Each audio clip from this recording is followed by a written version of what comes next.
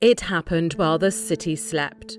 A silent killer rolled through the narrow streets of Bhopal, India, colourless, invisible, and deadly. People woke up choking, eyes burning, lungs gasping. Thousands wouldn't make it to sunrise, and those who did would live with the scars forever. This is the horrifying true story of the world's deadliest industrial disaster, the Bhopal gas tragedy. December 2nd, 1984. It began like any ordinary evening. Children were playing in alleyways, street vendors were packing up for the night, and families were settling into their homes. But just a few miles away, something was stirring inside a chemical plant.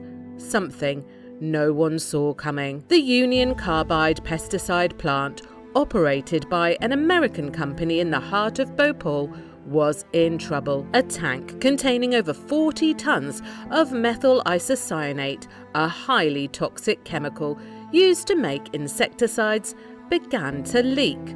Not slowly, not quietly, but violently, due to a dangerous build-up of pressure and a series of critical safety failures. The gas burst out of the tank and into the atmosphere. There were no warning alarms, no citywide alerts, just death moving through the air. Within minutes, the gas formed a thick, low-hanging cloud that crept silently through the streets. It followed the wind, slipping through open windows, drifting into homes, and settling over entire neighborhoods. People woke up choking. Some couldn't even make it out of bed. Victims described the gas as having a sickly sweet smell, like chili or garlic, but far more irritating.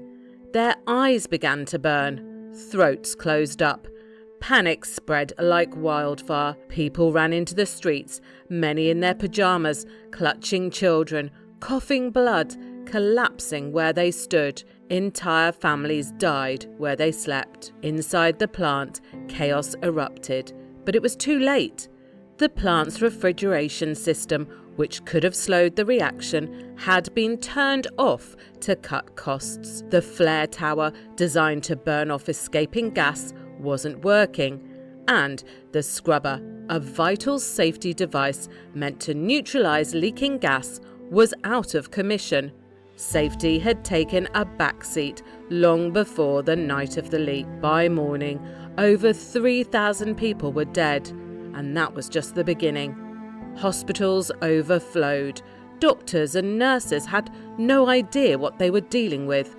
Victims arrived in droves, blind, vomiting, convulsing. Some had burns on their skin.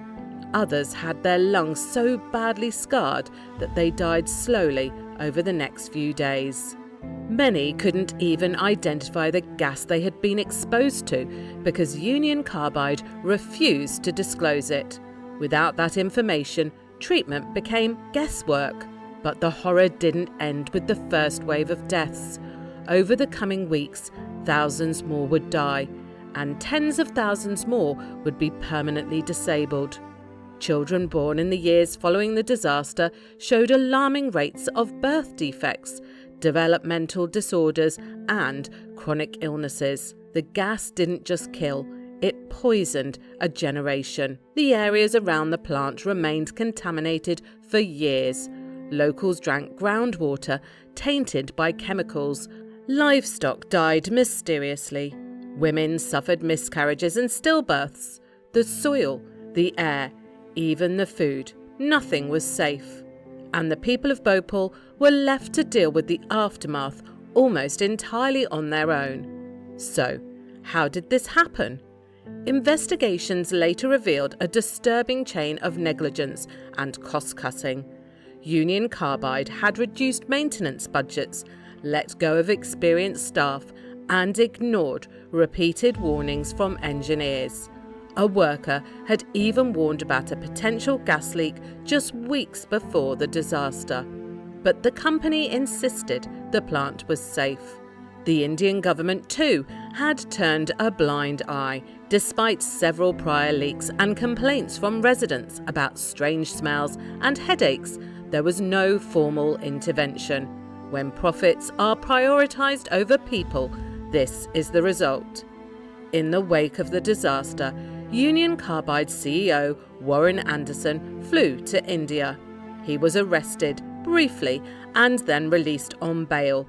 He left the country and never returned. Despite India issuing multiple extradition requests and holding him legally responsible for the deaths, Anderson lived the rest of his life a free man in the United States. The company paid a settlement of $470 million, a fraction of the original demand. Most survivors received less than $500 in compensation. For families who lost everything, that money felt like an insult. Today, the abandoned factory still stands in Bhopal, a rotting symbol of corporate neglect and government failure. Locals call it a factory of death. And yet, the cleanup remains incomplete. The toxic chemicals stored inside still seep into the groundwater. Children born decades later continue to suffer the consequences of a disaster they never witnessed.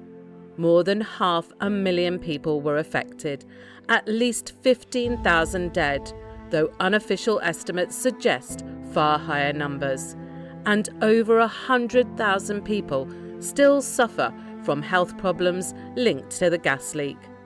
The Bhopal gas tragedy wasn't just a disaster, it was a crime against humanity, a story of lives lost, justice denied, and wounds that still haven't healed, and the world must never forget it.